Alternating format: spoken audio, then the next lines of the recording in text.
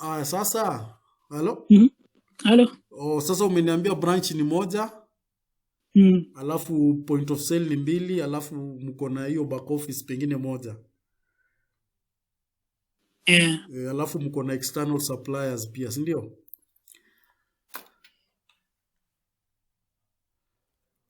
Alafu sasa Kevin. Sasa halo.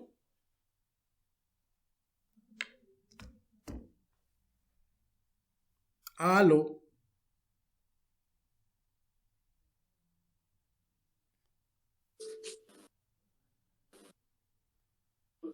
Halo Kevin. Yeah. Kidogo nimepata client. Okay.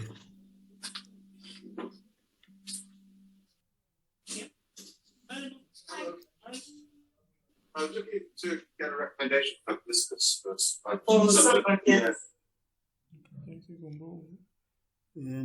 Network has an issue here. His network is...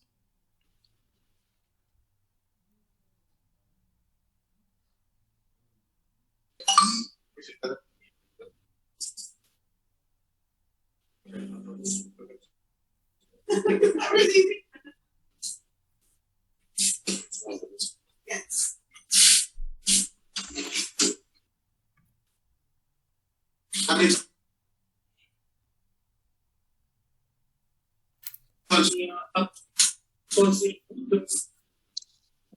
So, like now you can apply. That is now the customer is actually talking to another client, so that we are waiting for him to finish up so that we can begin the demo again. So once he's ready, we'll pick up from there. So we are giving him some time to continue with the demo, to settle out his clients. I think that is a customer.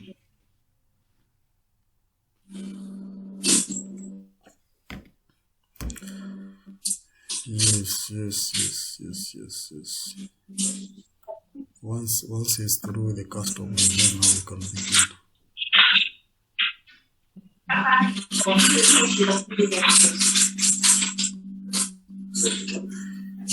Na upande wake ni bundles zinaenda. Pengine kama natumia bundles. Ni bundles. I should have been listening. Yeah.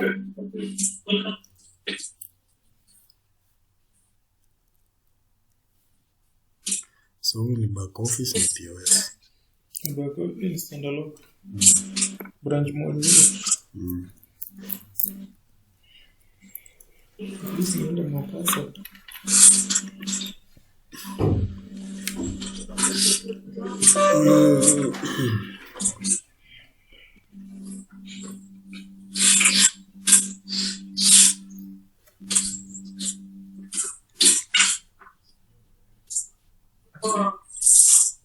I need to get to 5 months back.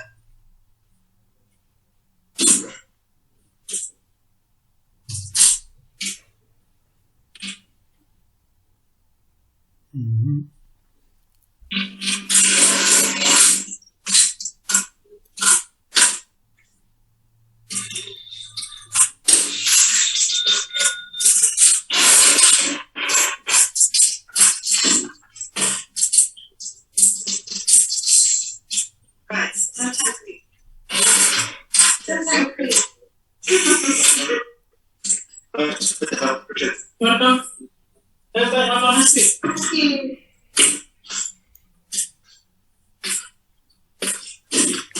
Yes, Kevin. Inaonekana hiyo duka yako uko na wateja wengi sana. Ndio hapo mazaidio ukipata lazima uhasafu kidogo. Uko upande gani uko coast? Uko upande gani? Likoni amo? Likoni wapi mtu wangu, tuko upande wa Diani baba. Uko upande wa Diani. South Coast, nakumbuka uliniambia uko South Coast. Yeah. Sawa bana. Sasa sasa system hii as Software Limited It's an ERP system yenye iko na mambo Yeah. iko na mambo mingi sana. It's a wide system lakini kwa upande wako it will only work with just one or two modules within the system, so you will not need the entire ERP system because utaanza tu na module kama 2 hivi. Lakini nataka nikuoneshe tu a few slides ndo uelewe upana wa system yenyewe, and then from there tutaenda kwa hizo 2 modules, alafu utaziona zile modules zenye utakuwa na deal nazo, POS na back office. Sawa. Yeah. So system ni Aspire Software Limited, designed and born and raised in Kenya.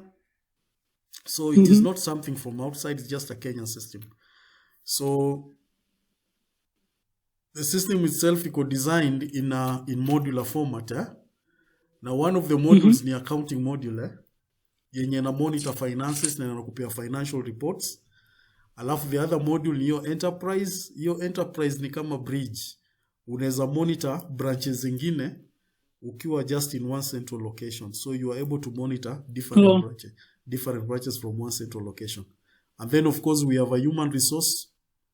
Human resource yenye na support payroll processing na time and attendance. It also has all these things including leave charts and all that stuff. Anything that is related to human resource. And also it supports biometrics. And then tuko na hiyo smart man, which is smart manager. And maybe kama in future ungetaka kuinvolve ama kuintroduce loyalty programs kwa hiyo pharmacy yako, then hii ndio unatumia smart manager so that your customers can be able to earn points. Wakinunua Panadol unaweza wapea points na nini vitu kama hizo, so that it keeps encouraging them to come back to your shop every now and then. And then tuko na back office. Hiyo back office ni management tool, which is itakuwa one of the modules zenye wewe utatumia.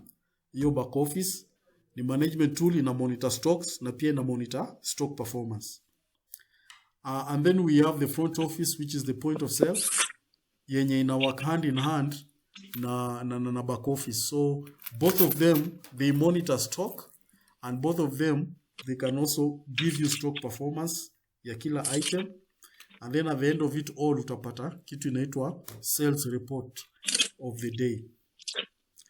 And then finally ukiwa na wholesale utakuja upate hiyo module nyingine inaitwa Storex. So unaona systems ni unaweza anza kidogo, unaweza anza small, lakini unaweza grow na hiyo system. So the more you are adding branches, the more you will be adding some of the modules so that your branches can be bigger and bigger and bigger. So it is a system that you can start small and then grow with it. Now these are the main modules zenye ziko kwa the entire ERP, but not necessarily that you'll have to use all the modules. You will pick only a few modules. Like now for your case, one shop, you will only need maybe a back office and a front office peke yake. That is the only thing that you'll begin with. And then in future, if you want to plug in HR, you are able to plug in HR. Now system yenyewe iko designed ku monitor inventory stocks zako. Na pia iko designed ku monitor where the inventory is coming from your suppliers.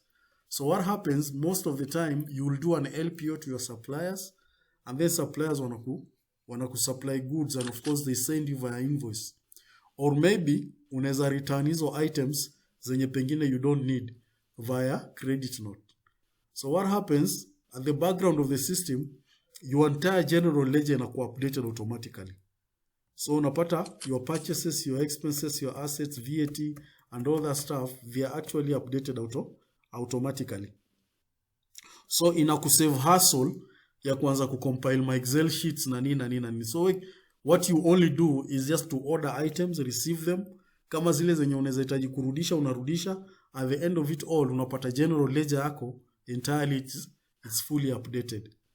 Now likewise also, kama unafanya distribution the same way, you are able to do distribution. You do sales invoices to your customers, and then also maybe they can do credit notes back to you. At the end of it all, your general ledger inakuwa pia updated. Then in future, kama utakuwa na branches kadhaa, you are moving stock from point A to point B. Okay? Amo hiyo branch ina move stock kutoka kwa branch to another area, amo back to the store. The same way also unaweza kumonitor. And then at the end of it all, stock inakuwa monitor. The only exit place yenye stock intakana imove, it's either through a POS or through a CAP customer, or those customers who come to buy on credit. So at the end of the day, you do a Z report, and then your general ledger is updated. So you can print your gift vouchers, or you can introduce loyalty systems also. The system supports that. Now it depends on what you will need. Now today, unaweza kuwa na shop moja, lakini kesho unaweza kuwa na more than 10-20 shops. Unaona kumonitor hizo stocks inaweza kuwa very challenging a little bit, yeah? So what happens is, the system can be able to monitor for you stocks at whatever level. Ukiwa hata na 100 branch, inaweza monitor stock iliingia wapi na ikapelekwa wapi, all those things. And then at the end of the day, you have a very nice general ledger updated for you. So hiyo GL inaji-update yenyewe, na pia monitoring of stock, una monitor stock penye stock inaenda. And then at the end of it all, you get a very nice report in terms of your profitability, your balance sheets, your gift vouchers, your expenses, and your purchases. Okay? So, hizi tu ni technical venye vitu utahitaji kuwe nazo. Kama ni branch moja, si unaona hapa kwa hii branch, utahitaji kama uko na POS na utakuwa na kasava ka branch, kenye katakuwa kanakusaidia kuuza. Okay? Now, kama utakuwa na more than one branches, or you want to control everything in one central location, what happens is you'll have to have an HQ server, and then this HQ server is connected to your branch servers via a stable link. So whatever happens at the branches, the HQ is able to actually synchronize that data and receive those data from the branches. So system ina support M-Pesa, okay? M-Pesa, money transfer. Najua uko Mombasa M-Pesa sana watu wanatumia, si ndio bana? Kevin, hello? Kabisa. Yeah. Transactions zenye unafanya mingi sana. Hello? Yes, hello. Yeah. Najua transactions zenye unafanya mingi sana ni za M-Pesa, si ndio? Kabisa. Sasa system pia ina monitor ina support M-Pesa transactions. Alafu kuna wale customers wenye wanakuja kubuy na credit cards, wale wanatumia credit cards. Pia POS inaweza support hiyo, ina support credit cards. Alafu pia kama unafanya distribution, pia kuna wale watu wenye wanaweza tuma distribution, kuna kuagana ka Android application wanaweza download kwa simu yao, then you are able to monitor hizo transactions zenye zinaenda through their Android phone. So wakiraise an order, you are able to see whatever reports they've done in the field. Okay? And then also tuko na e-commerce platform. Hiyo e-commerce platform whereby unaweza uza vitu pia online. Yeah? Unaweza uza vitu online. Sasa hautegemei wale customers wenye wanakuja tu kwa shop peke yao. Sasa kuna wale pia wanakuona kwa mtandao na wanaorder vitu kwa mtandao, wanabuy kwa mtandao, and then finally you get all the reports za hizo vitu zote. Okay, so system inaweza support hiyo kitu yote, na in case maybe ukigrow, then hii ndio infrastructure yenye itabidi uinvest sana masava. Server ndio kitu muhimu, lakini sasa kama wewe ni duka moja, ndakana tu kuwe na kasava hapa, kamoja vile unaona hii one branch venye imekuwa arranged hapa. So utakuwa na server na utakuwa na POS zako mbili, then you are good to go to start using the system. The rest of the things you'll plug them later when you grow and when your budget is also becoming very nice and good. Sawa?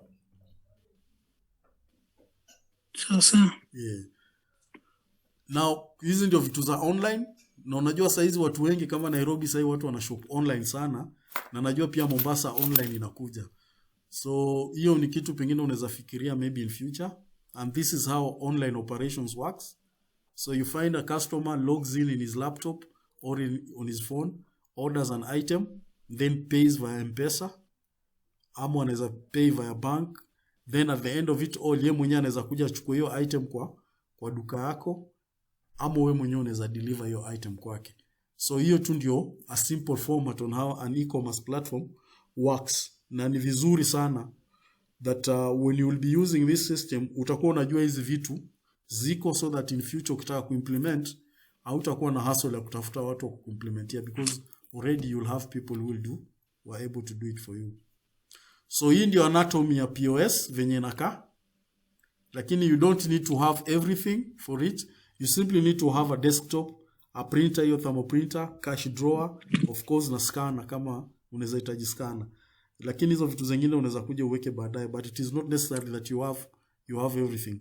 But all these things the POS can support all these things, especially kama ni duka yako moja, display ni mzuri sana, ile pole display ni mzuri sana, inafanya duka inakaa mzuri, inaonekana sawa. And then of course tuko na hiyo archivage na tuko na human resource, and then that is the end of our slideshow. Now I want to show you something relative to what you are doing. So this is the system, that these are the modules within the system. So you of course you log in, amo kama ulikuwa umeassign mtu password, unamwassign password, and then that is how we talk. Hello Kevin, are you with me?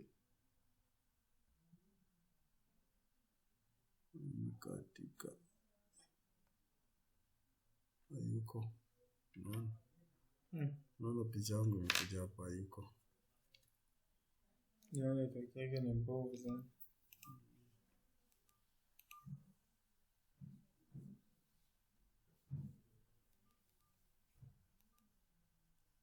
Ndio anarudi sasa.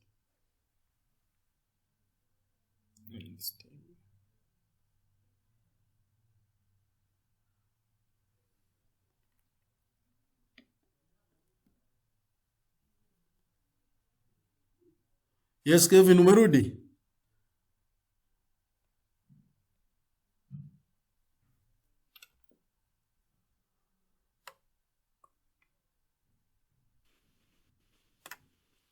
Hello?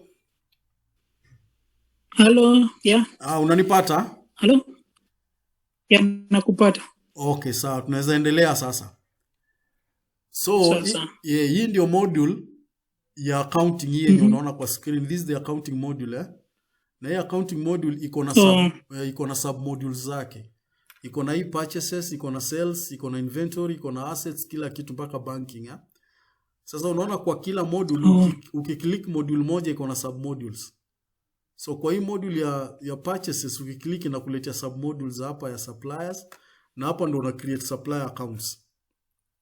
Unaona hapa ndo una create supplier accounts. So all your suppliers unaweka hapa. Now how do you put these suppliers here?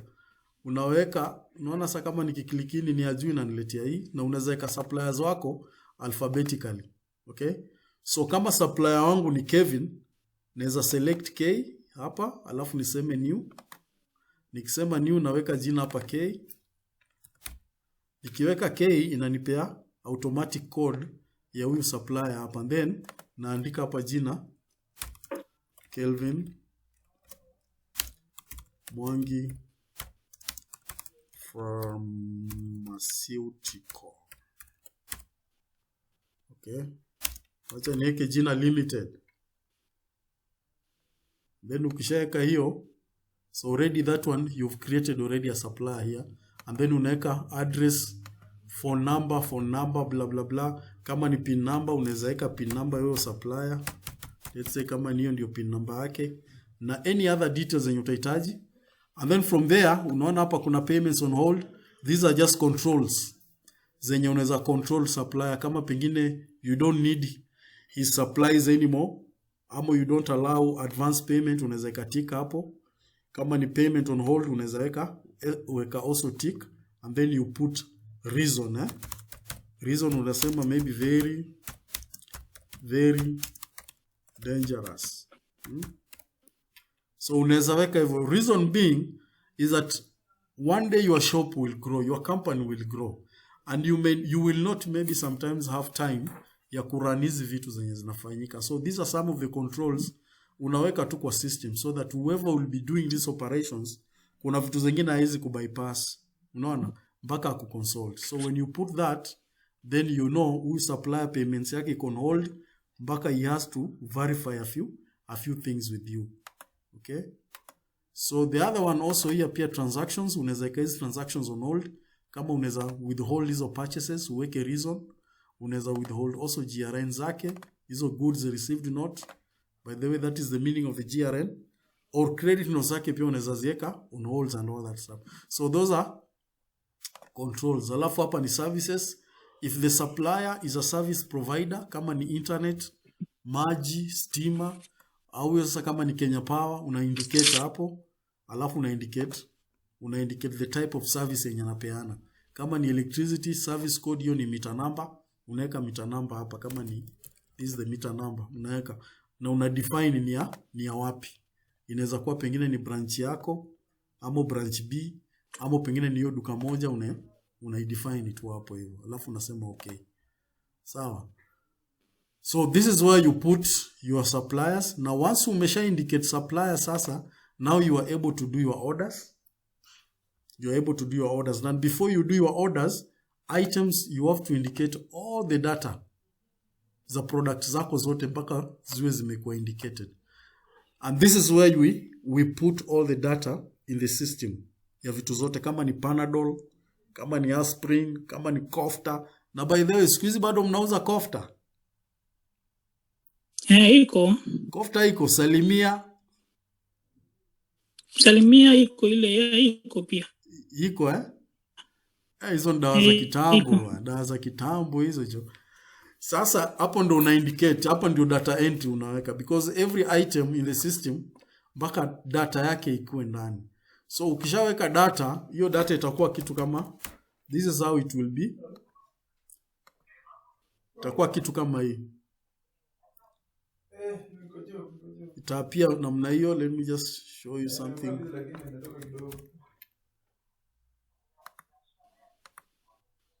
Unaona data yako itakuja ikuwe kitu kama, this is how it will appear.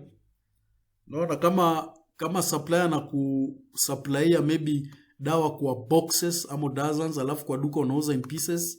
So hapa ndo una define kama ni boxes, na hiyo box iko na how many pieces of those items, una indicate hapo.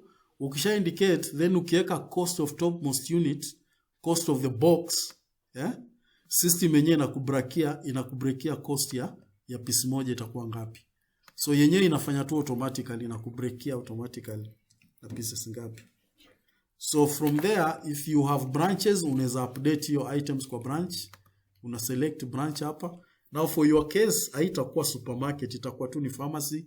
Utakuwa umeindicate hapa pharmacies. And then hii item ukitaka kui-update kwa another remote branch, unaweza i-update hapo kwa another remote branch. So you simply select the branch here. Kisha select the branch, una define modes at which unauza in pieces. Alafu unaweka selling price na una define markup.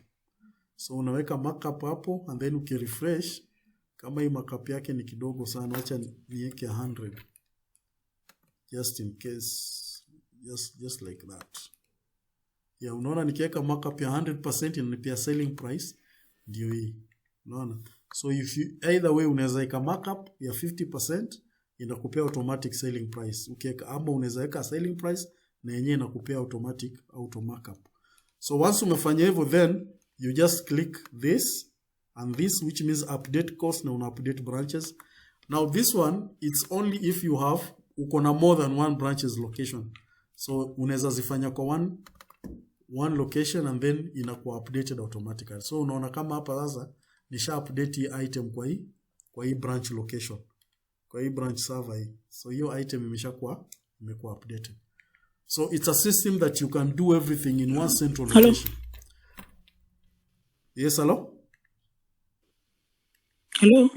Yeah? Yes, hello. Ni vile uko nakatika. Ndo naona net yako inaenda ikirudi. Sawa, sasa hapa hivi ndio unaweza update items kutoka kwa maybe headquarter or main branch to other remote branches. So this is where you can do your branch updates of things. So hapa ndo unaweka data zote. Unaona? Kwa kila data, kila item imekuwa defined kwa department. Every item is defined as per department. Like kama hii sasa unaona department yake ni foods. So this is where you create your departments. This one here, hapa ndo una create departments. Unaona kama hapa sasa department manager hapa ndo una create. Now, the reason as why una create these departments ni kwa sababu one, system is designed in a way it disappeared again.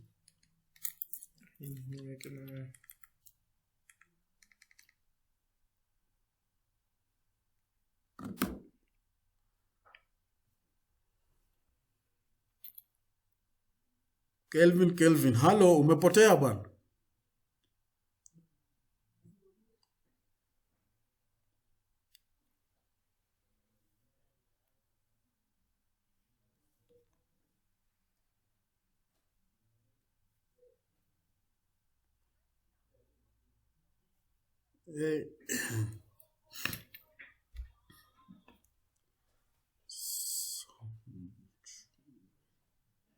Hello?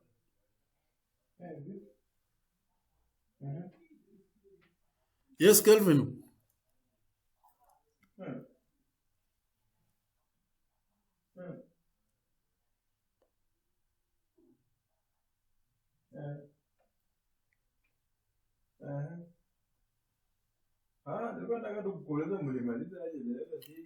Yes, Kelvin, umepotea.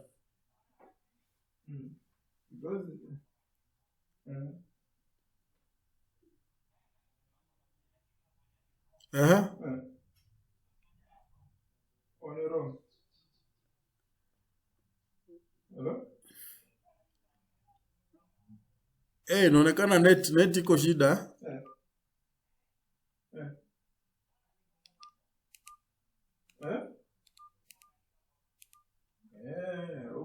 Iko.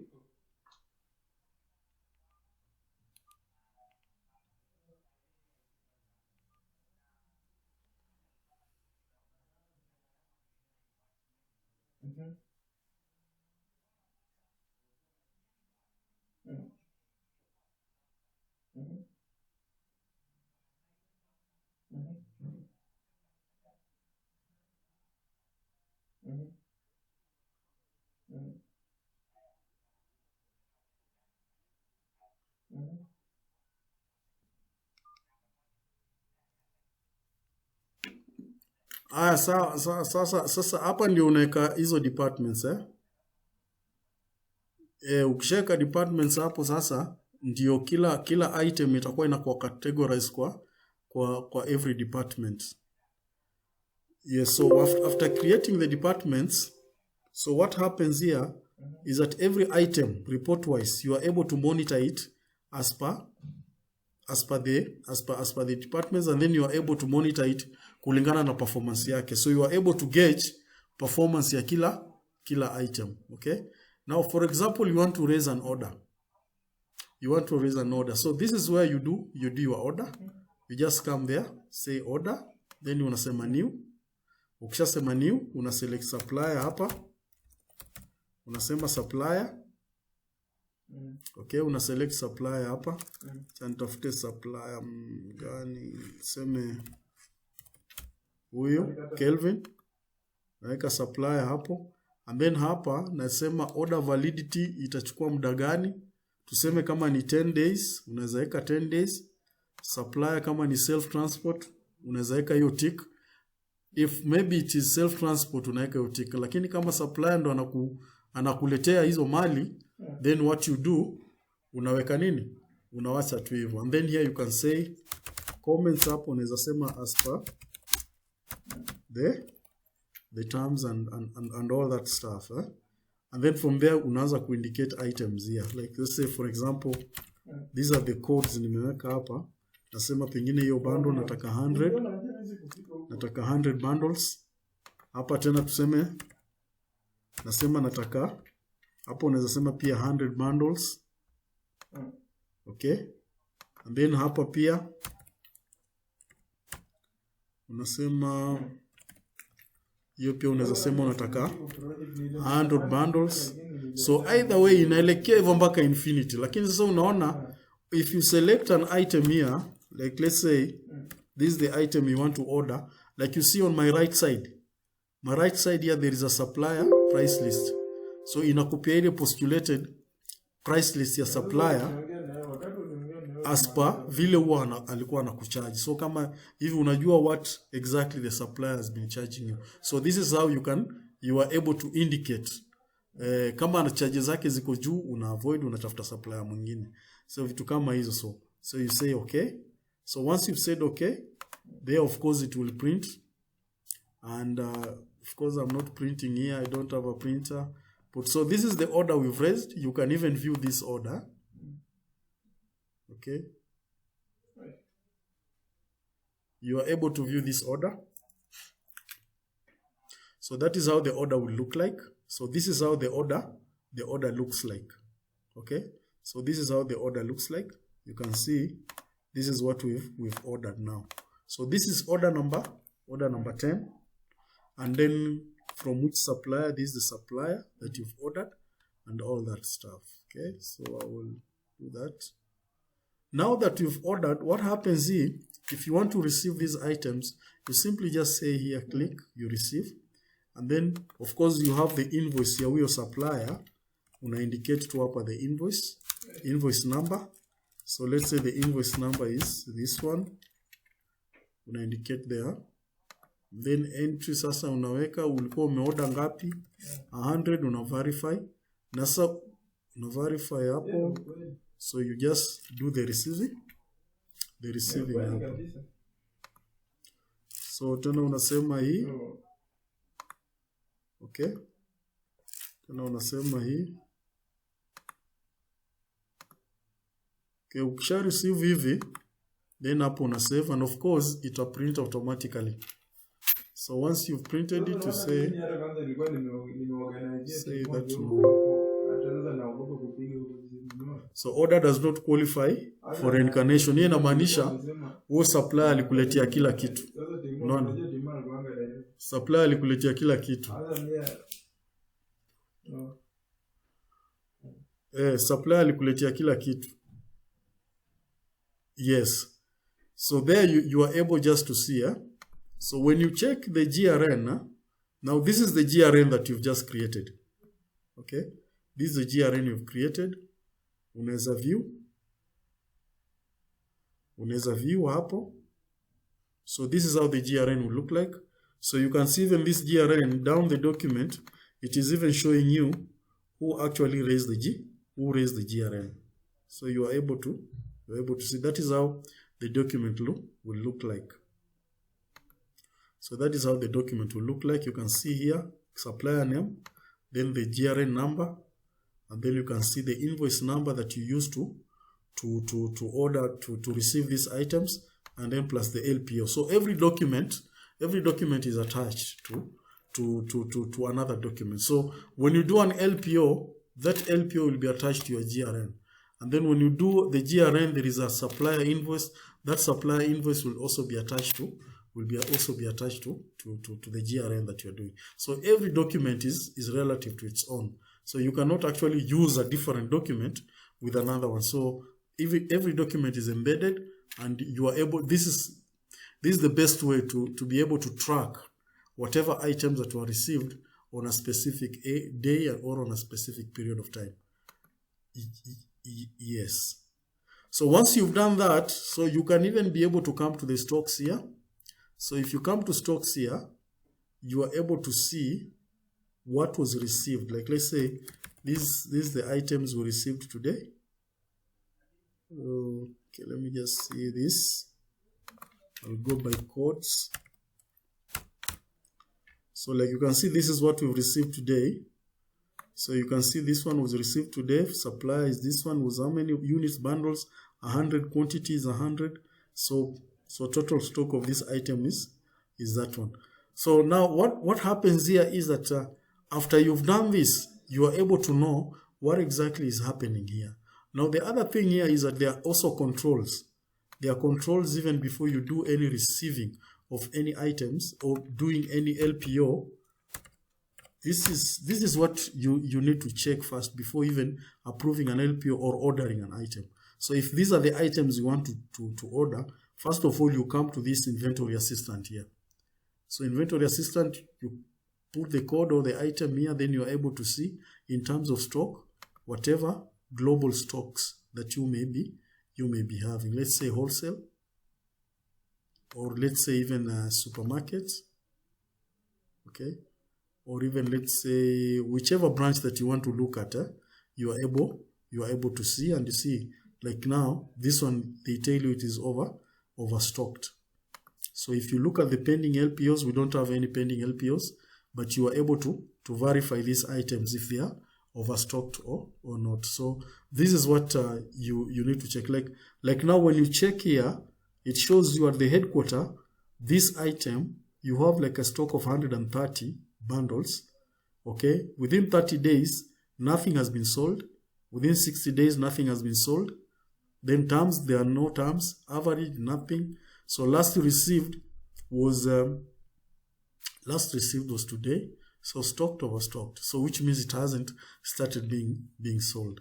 Now the other one also is the same. This one here, the stock itself, it is at the branch. It is at your branch. At the branch, you have a stock of 69.42 bundles. In 30 days, nothing has been sold. 60 days terms, and since 15th of January, nothing has been sold. So you can see it's a time bomb here. So this is a time bomb. It shows some very bad indications there that what you are receiving, those items you don't even need to receive. So when you look at the report like this, and then in case you find any pending LPOs, that is when now you are able to make your decisions or judgment in connection to what the system is telling you. But some cases also you may just decide to leave it just that way. Okay, so this is what actually happens here once you've received items now. Okay, now this is relative to your operations, by the way, very relative to operations. Now when you come to assets here, okay, so this is where you input your assets. You can check your assets here. Like, let me see if there are any assets that I did. Let me say Toyota. Okay, so this is an asset. This is one of the assets that I input. You can see here the picture is there. Let me see another asset here. I can say Isuzu. Yeah, I have an Isuzu here. There's an Isuzu there. You can also input, let me say saloon, because I can't remember saloon cars. So these are the saloon cars that I've input.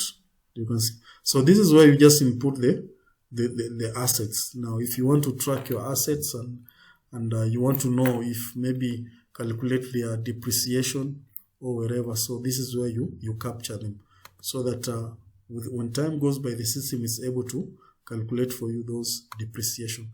And this is the best way also to be able to know, like, if maybe an asset is more profitable, or it is really working well for your company, or it is actually giving you unnecessary expenses. So that is where you are able to monitor it and be able to finish up with it. Okay. Now, after you've done with the accounting here, so after you've created items, you've done your LPOs. So maybe let's say you want to transfer them to your branches. So you'll come here and open another HQ module, which is called the enterprise. So this is what you will use in sending this stock to the other branch. So you will do an AB. This is where now you do an IBI. So you select, first of all, from where. You can even select the vehicle that is taking these items. You can also select branches that you want to send these items to. So here you can put maybe a small note like supplied to branch. Okay, and then you can start now inputting those items that you want to send to branch. Maybe like you can say you're sending 50 of that, and then here again you can say you're sending again 50 of that,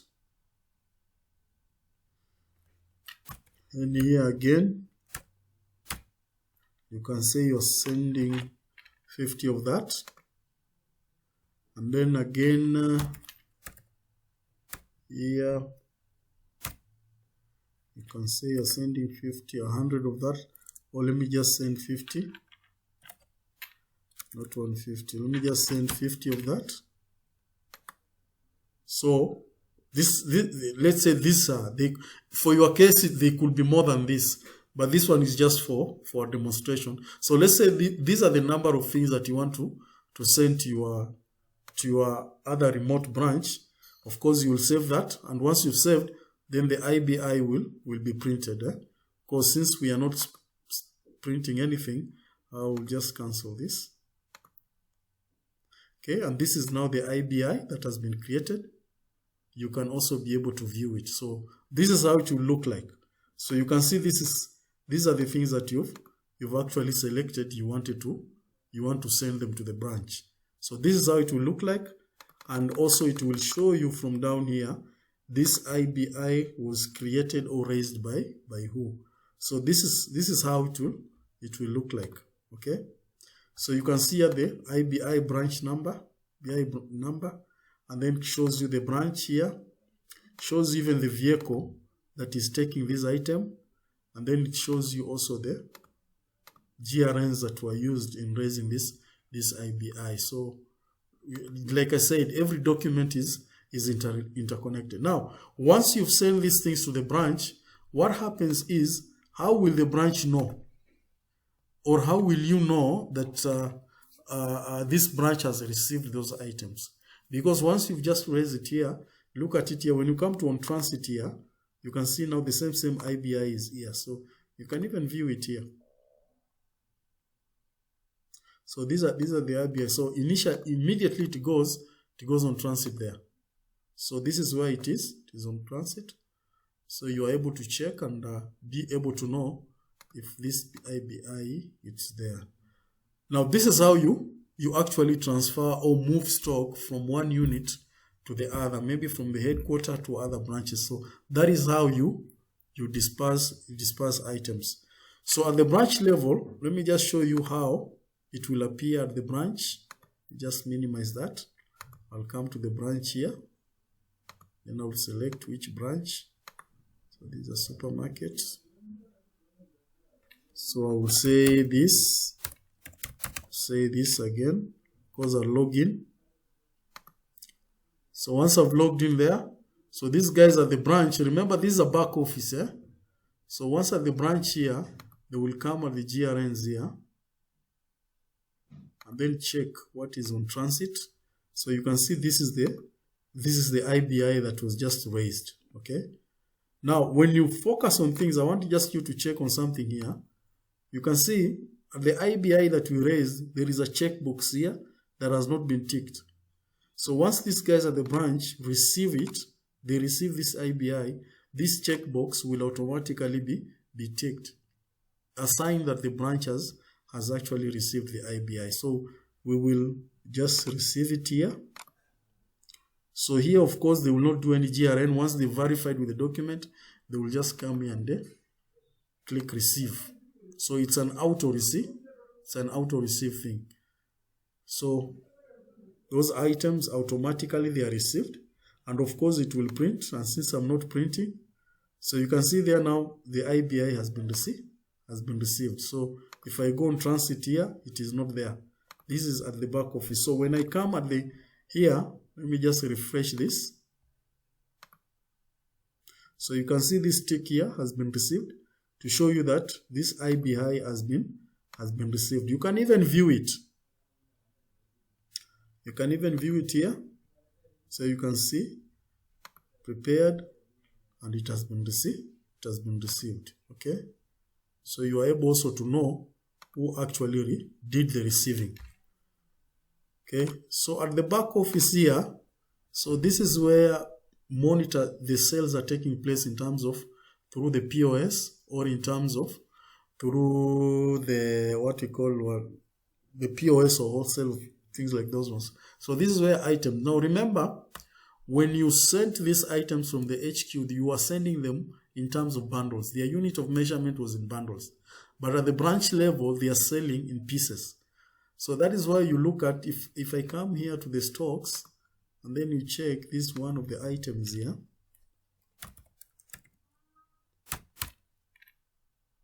So you look at one of the items here. I had sent to the branch, how many bundles? I had sent 50 bundles. Okay? I had sent 50 bundles, but now you can see what they've received here is 600 pieces.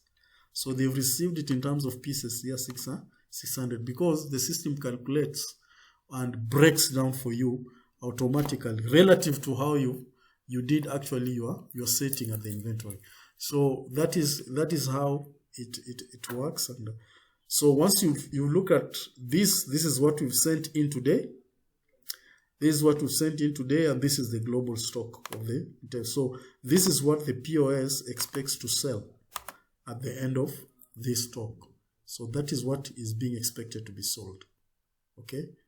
So you can see how relativity it is, and this is how things are happening. The connection of these modules, the way they connect to each other from the headquarter all the way to the branch level. So that is the connection of these items. Now, finally, you can also check. Finally, let me just show you the POS. You can also check in the POS here.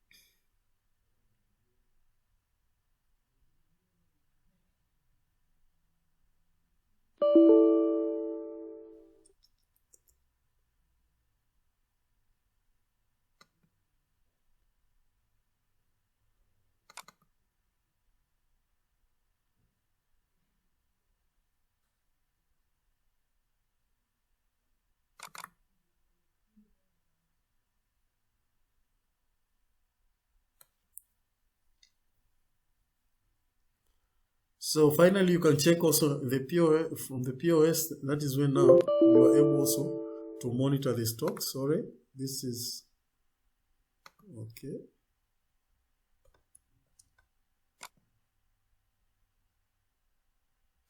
So of course, in a nutshell, that is how the POS will just do the selling and all that stuff. So this is what the back office does. Okay, brings the stocks. And then once the stock has been detected, then the POS is able to sell. Do you have any question up there? Any question up there? Yes, because you wanted that. That is how the flow of the system is all about, and that is how all the modules are interconnected. Yes. Okay. Otherwise, it's okay. But I can see your net. You have issues with the internet, I think.